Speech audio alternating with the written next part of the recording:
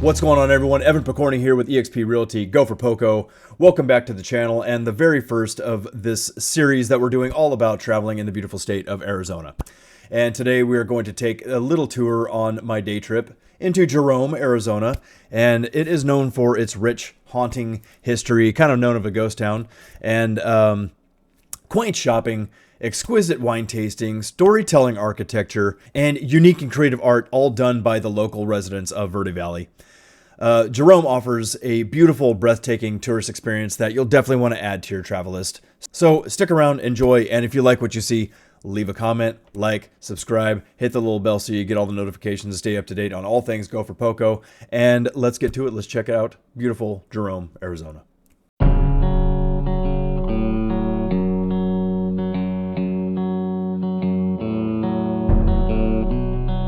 Located near the top of Cleopatra Hill between Prescott and Flagstaff, which is about 2.5 hours north of Phoenix and about an hour and a half southwest of Flagstaff, it was once known as the wickedest town in the West.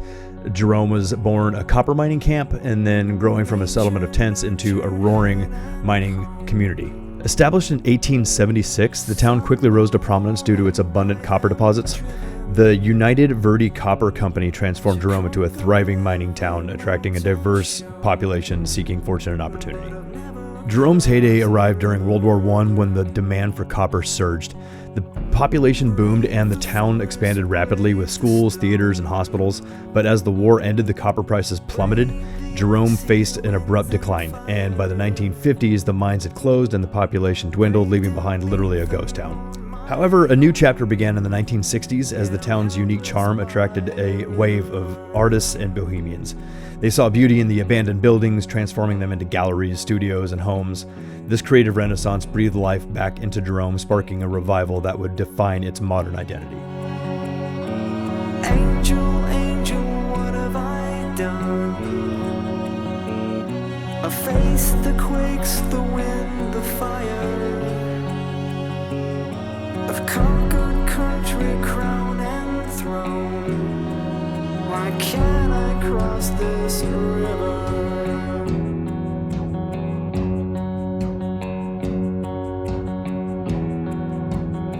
Today, Jerome stands as a captivating tourist destination, seamlessly blending its rich history with modern appeal.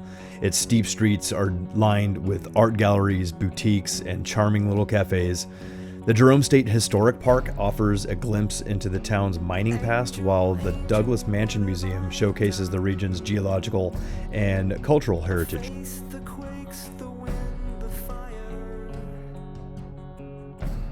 Now I'm talking about the shopping and these cute little boutiques. I mean, we found this place that was all Christmas stuff. You can't go wrong with any of the shopping here. All of the everything in all of these stores are all made by all the local artists in the surrounding areas, Cottonwood, Jerome, anywhere in the Verde Valley. But as you can see in here, I mean, these masks and all this jewelry, everything is made by all the locals. It's just all amazing stuff. And in this back room, we have all this old antique stuff, this bowl of old books and matches. There's pins, buckles, all these old antiques and jars and bottles, Christmas decorations. There were even all these old TV guides and Time magazines, some old playing cards. On the other side of that table, there were a lot of these old patches from fire department, police department, all these buckles that are on the top of that cabinet right there. And on that table was a lot of old film and cameras. And this place we have a lot of jewelry and turquoise. You see all the handmade knives and everything. That place is really cool. And you have a place like this where it's all rocks and gems and healing stones, and that place was just amazing. You could definitely go crazy in there if you're a rock lover.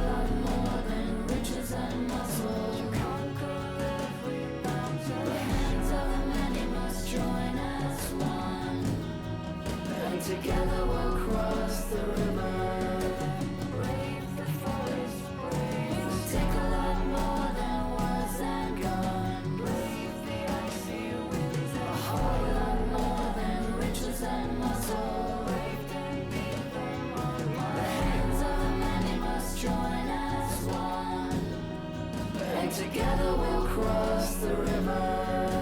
These megalodon teeth were some of the coolest things I'd ever seen.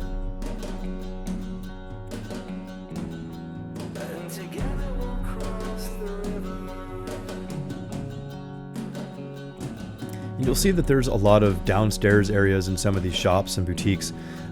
In some of them, the downstairs has, just an extra area for more merchandise. But in this case, there was a place down here that had all this burnt damage in whatever that area used to serve in that building.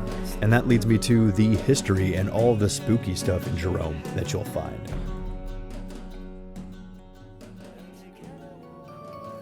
Like this, the Jerome's famous sliding jail. Back in 1905, the town jail was in the basement of what was then the Tony Kauslaric house, below the Dykus and Wagner garage. Louis St. James was the magistrate and conservator of the peace, and what was believed to be Jerome's third jail was located in the town yard between Main Street and Hull Avenue. It pulled apart from the wood structure to which it was attached, and in the mid-30s during the slides, it slowly crept 225 feet from its original location to settle in the middle of Hull Avenue, in the middle of the road, and was the road was altered to go around it.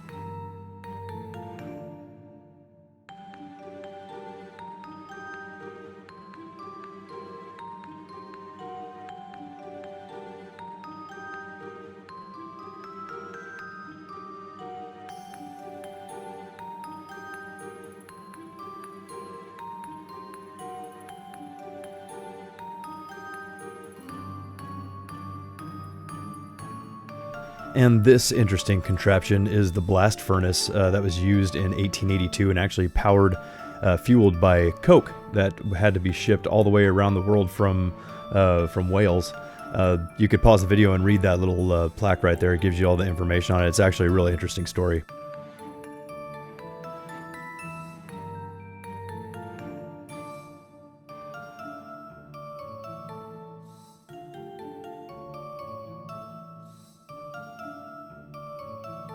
This is one of the most fascinating structures in Jerome.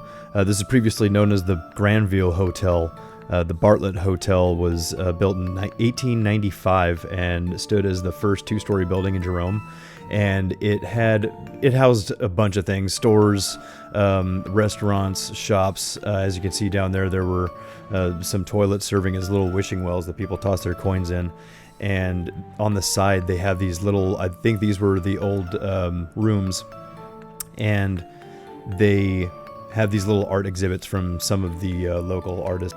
And as you can see, there's some of the most interesting, out-of-this-world creative art that you'll ever see.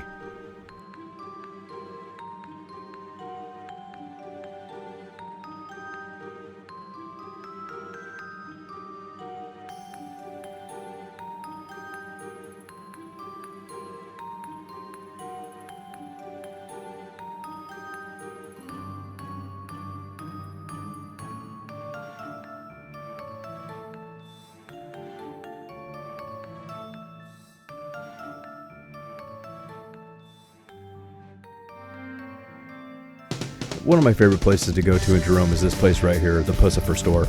Owned and established by one of my favorite frontmen in music is Maynard Keenan, lead singer for Tool and A Perfect Circle, and of course Puscifer.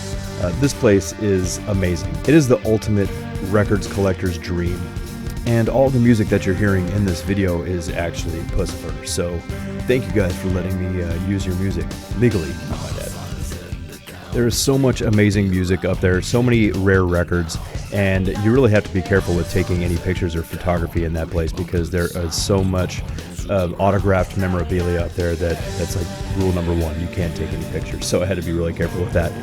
Downstairs is where all the Puscifer memorabilia is, and as you can see, there is a barber shop down there, and there is a lot of interesting shit on the shelves, as you can see. So you could spend way too much time down there looking at all of the interesting stuff that they have on the shelves, aside from all the interesting merchandise that they have.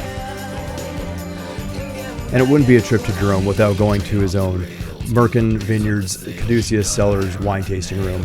This place has some of the best wine I've ever had, some of the friendliest people, and the best conversation you could ever find. I highly recommend coming here upon your next visit. It's clear that this town's resilience, creativity, and allure have stood the test of time for sure. From its vibrant mining days to its artistic resurgence, Jerome's story continues to unfold, captivating the hearts of all who venture here. So, whether you're drawn by its history, art, or a little bit of both, Jerome definitely welcomes you with open arms.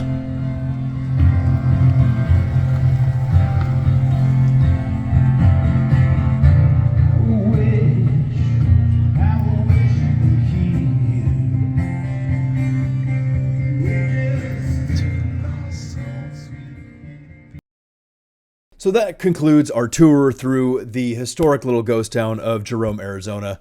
Again, for more information about its history and travel, you can visit azjerome.com. If you or anyone you know is interested in moving to Arizona and are looking in the East Valley, Phoenix area, or if you want a one-on-one Zoom meeting, please click the link in the description below, and I'll be happy to assist you with all your real estate needs. And you can always visit www.goforpoco.com for more information. A special thank you to Puscifer for letting me use their music in this video, and a big thank you to everyone watching. And again, if you like what you saw, leave a comment, like, subscribe, and don't forget to go for Poco.